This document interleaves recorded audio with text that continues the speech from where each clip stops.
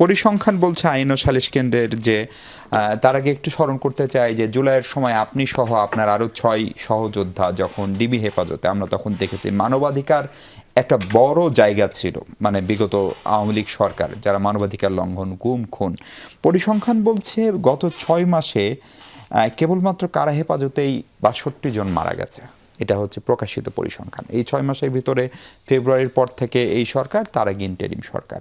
কারা হেফাজতে মৃত্যু বা এগুলো, এবং বাংলাদেশে এখন জাতিসংঘের একটা মানবাধিকার কমিশন কাজ করে, কিন্তু আমাদের নিজস্ব মানবাধিকার কমিশনটা নাই। এবং মানবাধিকার কমিশনের যে অধ্যাদেশটা করা হয়েছিল, যার ফলে একটা কমিশন গঠিত হয়েছিল, সেটি সংসদে পাশ করাতে আপনারা পারেননি, ফলে সেটি অটোমেটিক বিলুপ্ত হয়ে গেছে। ফলে মানবাধিকার পরিস্থিতিতে আপনারা কিভাবে বিশ্লেষণ করেন এবং কারা হেফাজতে মৃত্যুর দায় কে নেবে? যেই মারা যাক, ধরেন সবাই আওয়ামী লীগে মারা গেছে, তাহলে ওকে মৃত্যুর দায় কাউকে নিতে হবে না? অবশ্যই।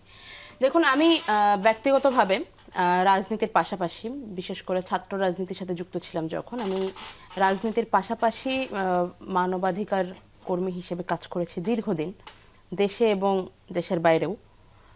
তো মানবাধিকার আসলে বিশ্বজুড়ে বর্তমানে সবচাইতে গুরুত্বপূর্ণ কিছু বিষয়ের একটি, একদম টপ 3 প্রায়োরিটি। সেখানে বাংলাদেশ, বিশেষ করে জুলাই অভ্যুত্থানের পর আমরা বারবার ক্রেডিবিলিটি নিয়ে কথা বলেছি। বহির্বিশ্বে বাংলাদেশের চেহারা কিভাবে দেখা যাচ্ছে আমরা সেটা নিয়ে কথা বলেছি।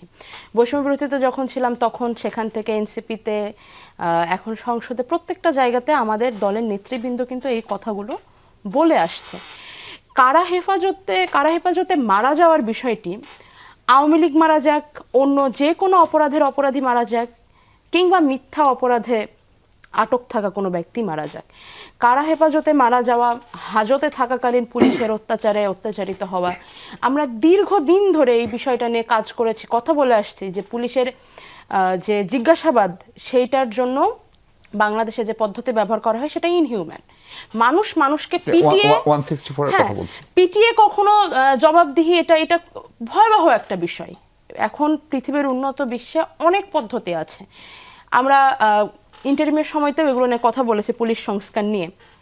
যাই হোক, এখন কথা সেটা হচ্ছে, যদি কারা হেফাজতে কেউ মারা যায়, এটা সুস্পষ্ট মানবাধিকারের লঙ্ঘন এবং এই দায় একান্তই সরকারকে নিতে হবে।